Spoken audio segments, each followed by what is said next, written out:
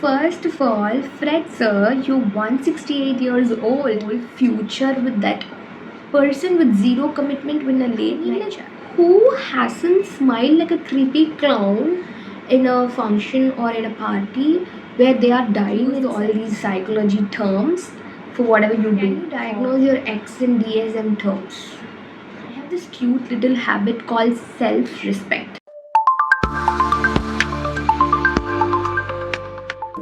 Hi, welcome back. Today I'm gonna let ChatGPT ask me questions regarding psychology, and I am going to answer those questions as a psych student, and let's see how I'm gonna answer them. The first question is, do you analyze your friends for fun or for survival? Survival, absolutely. First of all, I have case studies like I'll be sipping coffee and silently diagnosing someone's avoidant attachment style, and I'll be thinking that, oh, it's an interesting case study. That's what I'll be doing most of my time. And the next thing is, you don't text me for 3 days, like you don't text me back for 3 days, and you think intimacy is sending memes at 2 a.m. Girl, that's not vibe. That's an anxious, preoccupied attachment style, and with a sprinkle of childhood emotional neglect. I'm actually not judging, I'm just observing. Okay, the second question. If Fred DM'd you today, what would you say? Okay. First of all, Fred sir, you're 168 years old. Don't touch the grass.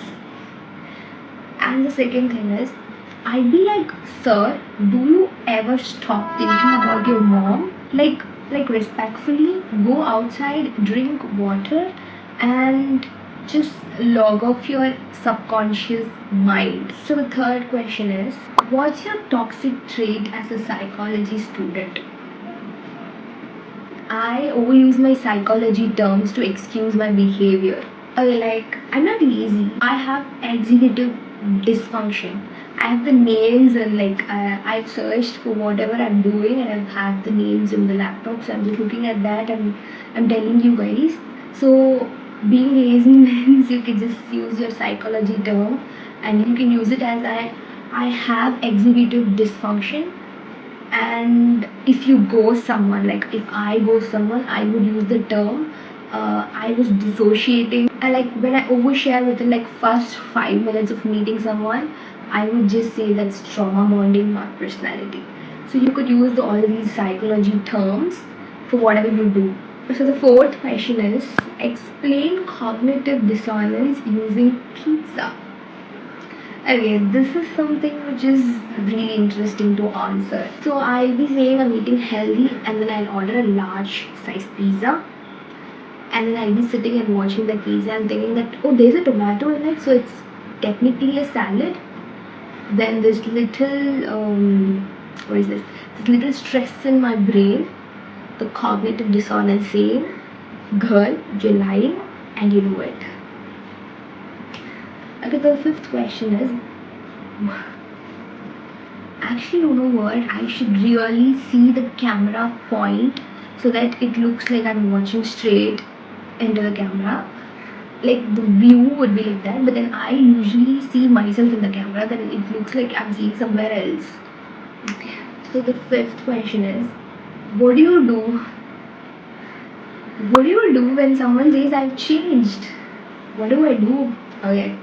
So what I do is, I immediately assume that they have watched some sad reels in Instagram and they think they have healed. Like, bro, you brought a crystal, you followed a therapy meme page, and suddenly you become a Gandhi? No, sir, growth means accountability, not astrology. Until I see you cry in the therapy and apologize without using but in the middle of the conversation, and stop using this, like this K in the middle of the conversation of a text message, I don't believe you have changed. I believe you're temporarily delusional with a new haircut. This is something which I use, the term I use. Okay, sixth question is, what's one psychological term you overuse in real life? I use this term gaslighting. I 100% I use that in my daily life. As like you put a salt in the food, right? Salt is very essential that you do it, like you use it in every day, every meal, right?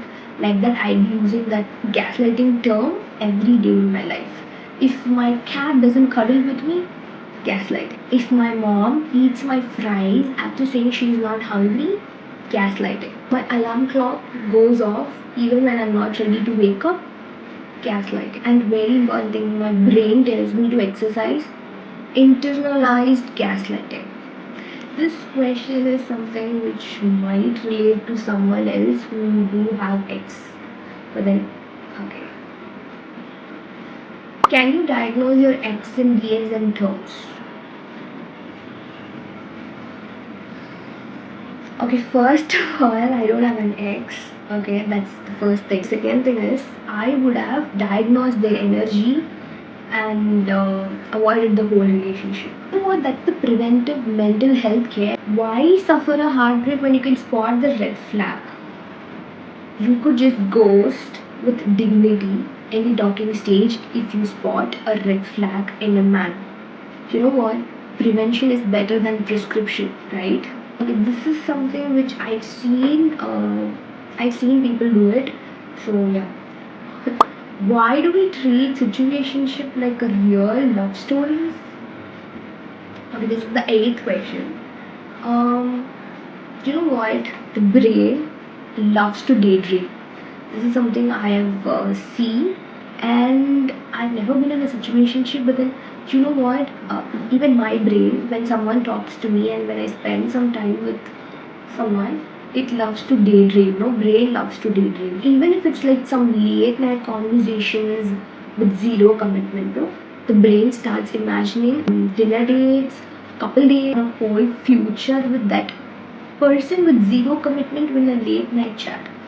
Bro, that's not something love is. Truth is, it's never that deep. It's just two people avoiding feelings, but feels that something is going on between them. There's nothing else in that. It's not a real love.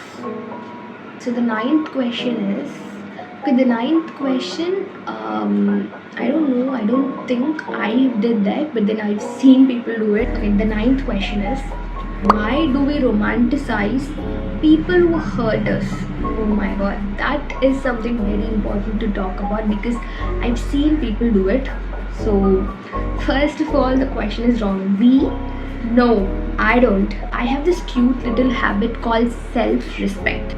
People out here turning emotional damage into poetry and playlists. Meanwhile, I'm sitting here like, girl, that's not a love story, it's nervous system malfunction. You know what? They'll say things like, no, girl, he just misunderstood. No, he understood and still acted like that. And you just ignored it. Conclusion: when someone hurts you and you romanticize it, that's not love, it's Netflix trauma bonding. Okay, the 10th question is, define love in 5 psychological terms. That's very easy for me. Okay, 5. Okay, dopamine, attachment, projection. Am I saying? I'm not seeing the camera.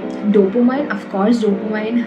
Attachment, risk, projection, idealization. 5. I got the 5 one. But then you know what? There is one.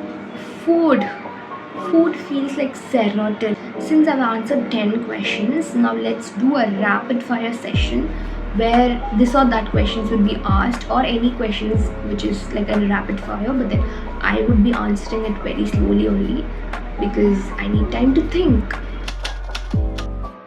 First thing is, your toxic trait in one word: overthinking. Have you ever psychoanalyzed your cat? Yes. He has abandonment issue and still he thinks there's a main character.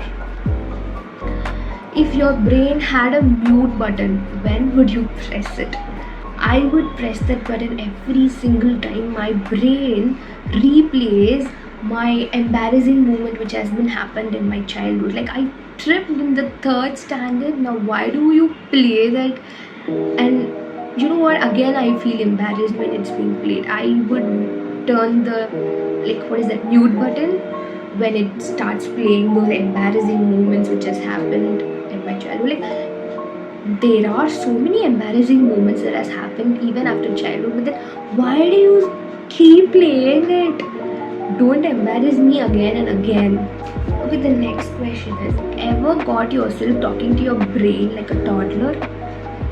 All the time. I would say, like, no brain, you should not freak out today. And the brain, it ignores me and it freaks out in the situation where I should not be freaked out. If your mood was a weather forecast, what would today's be?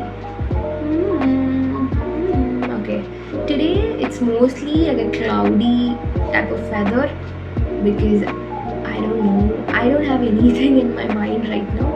So I would say cloudy with little snack breaks. Is it normal to fake emotions just to fit in? Of course it is. I mean, like, who hasn't smiled like a creepy clown in a function or in a party where they are dying inside? They might have some sort of pain or something, but they still fake their smile. So it's absolutely normal to fake a smile when it's necessary. Can you really love someone and still want to ghost them?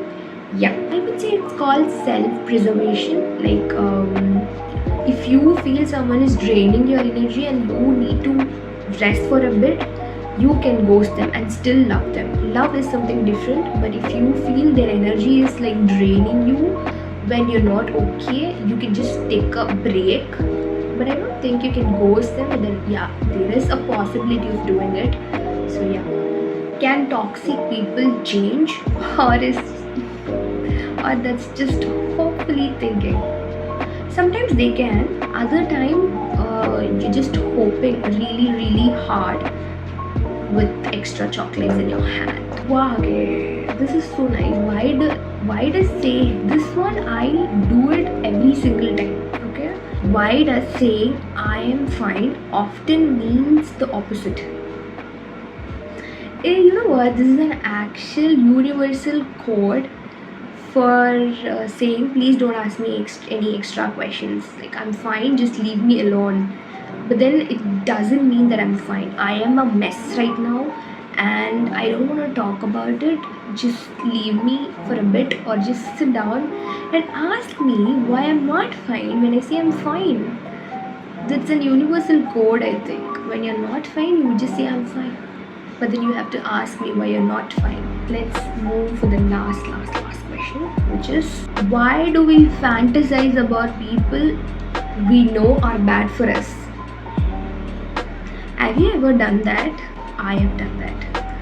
Like, sometimes, you know, your brain doesn't want to be safe. It wants, you know what, it wants main character energy with the red flags. I don't want your emotional availability. I just want your mysterious smirk, like mysterious silence, the smirk, and I will ruin your peace but you will crave for me kind of vibes. It's not love. It's chaos in a cute little outfit. So deep down we know that they are walking trauma. But then you know what? They do look good. So they look good when they are doing it. So what we do is, we romanticize about it, but even though we know that they are bad for us. You know what? Every time I've learned about this, looks does matter at some point of time, but then only looks doesn't matter, because mostly I've seen people with good looks.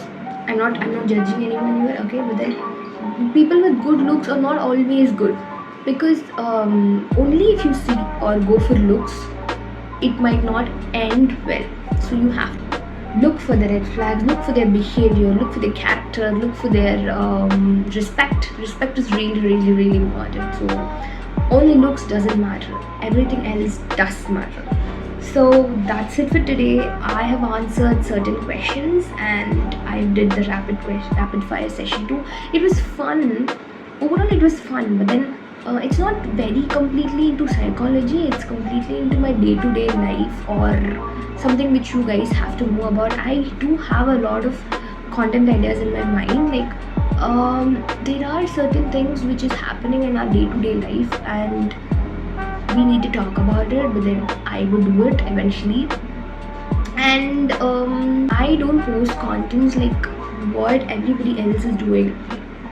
That's why I didn't post contents on panic attacks, anxiety stuffs, because there are so many other content creators are posting contents on it.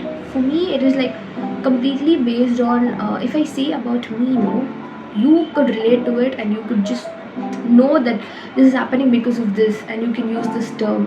So that's what I'm doing. So I'm helping you guys to understand about yourself, and most probably I'm thinking of doing video on experiment stuff, because experiments will let you know that what has happened to some people and what the result it has given, so that how you could be aware of your own things. So that is what my point is. So let's see, I don't know what the next video will be, but then it's bye from me now. If you like this video, if you find it fun, interesting and a little informative, don't forget to like, share and subscribe.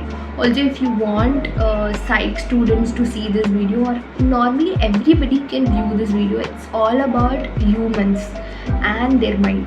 So everybody has to have that knowledge on what's happening to them. So if you think that this video will be helpful for someone else, just share it. Thank you so much for watching this video.